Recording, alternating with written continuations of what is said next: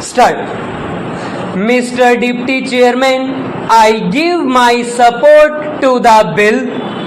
The bill carries out one of the major recommendations of the Bhor Committee on Health Survey and Development, of which I was a member.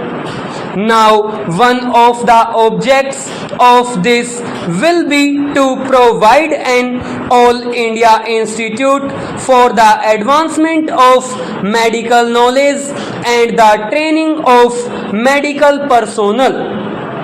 It will provide refresher courses for the physicians working in our towns and villages. It will provide, I take it, facilities for higher instruction in modern medicine.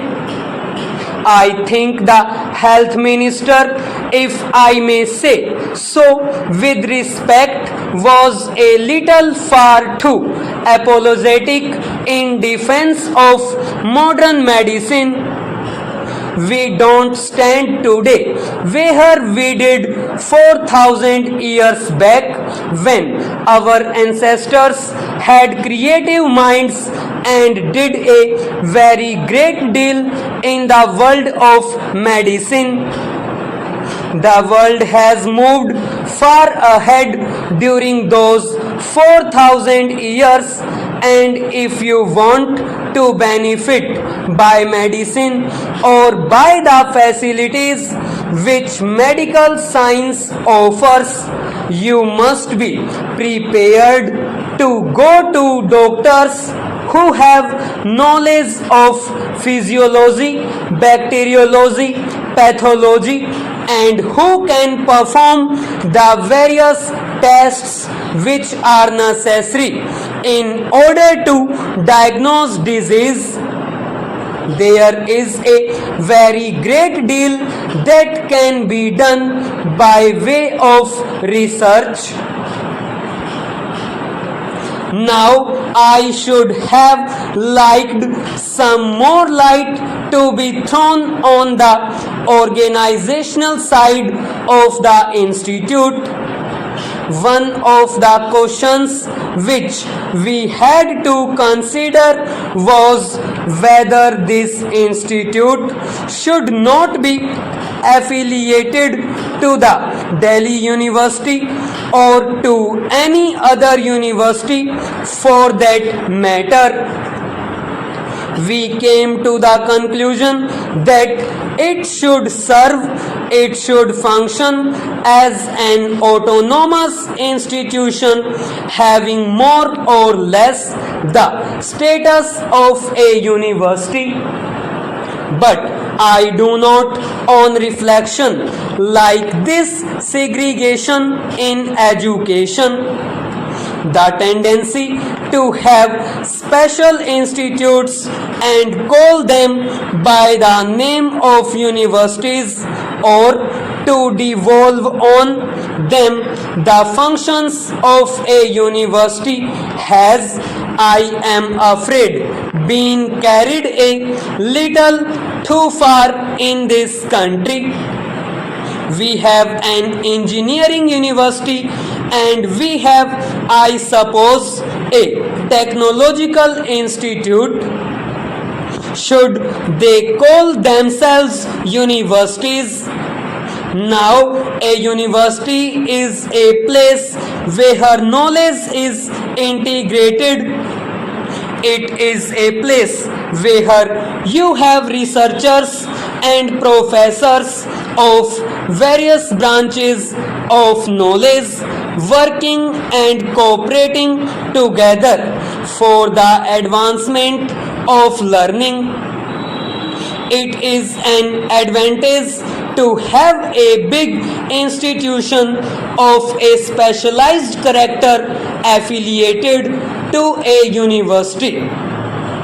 I wish therefore that a decision had been taken to affiliate it to the Delhi University, which I believe is a federal university, and if necessary, the constitution of the Delhi University could have been modified for that purpose.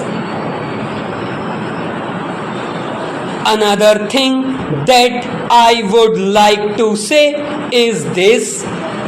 I have gone through the bill and I find that far too much has been left to be filled up by the rules to be made by the executive government. Now, by merely reading the bill, I can have no idea as to how the institute will actually function and what the measure of internal autonomy will be that institute will possess. In a note which I had the honor of appending to the report of the Bhor Committee, we emphasized that the institution must not be allowed to develop in such a manner as to become a place for mutual admiration. We wanted therefore provisions to be specifically made in the constitution for an external element on the academic bodies of the institutions. Now I think that the institute will have 4 representatives of the medical faculties of Indian universities to be nominated by the central government in the manner prescribed by rules. But the institute is not a medical faculty. The institute will have a governing body and there will be many other bodies which will work as part of the institute. What I have in mind is that on the academic bodies which will frame the curricula and which will be responsible for the conduct of examination and for prescribing all the standards, there should be representation of an expert character provided in the constitution itself. I should like, Mr. Deputy Chairman, the position to be clarified in this respect by the Health Minister. What is the intention of the government in regard to this matter? How do they propose to constitute the bodies which will be responsible for the framing of the curricula, for prescribing the courses, and for the laying down of academic standards, and how do they propose to maintain a liaison between this institute and various medical bodies in the country? I think that at least we should have been given some information on this aspect of the matter, because I find that almost everything is going to be left to rules which are going to be framed hereafter, and we have no clear picture before us as to how this institute will function.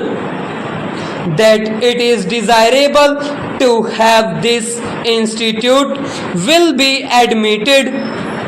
It is becoming increasingly difficult for our young men to get facilities for higher education in the bigger universities of Western countries, those universities have their own problems. They have got to think of providing for their own young men first, and it is essential that we should have an institute in this country of a very high character where it is possible for research to be carried on under almost ideal conditions.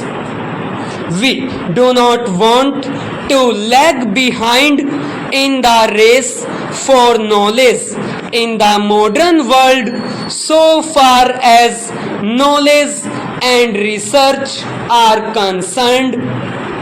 While we have produced eminent physicians and while we have produced good practicing surgeons, it is a matter for regret that our output so far as medical research is concerned is poor.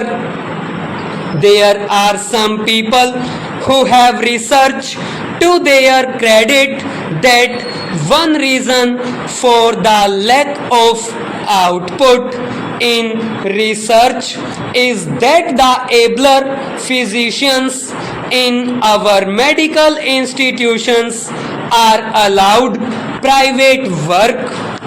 They devote too much time to private practice. I have known professors of pathology and anatomy